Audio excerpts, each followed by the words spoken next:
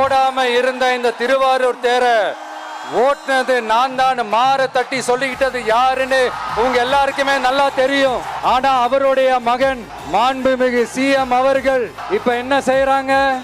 நல்லா ஓட வேண்டிய தமிழ்நாடு என்ற தேர நாலா பக்கமும் கட்டைய போட்டு ஆடாம அசையாம அப்படியே நிப்பாட்டிட்டாரு.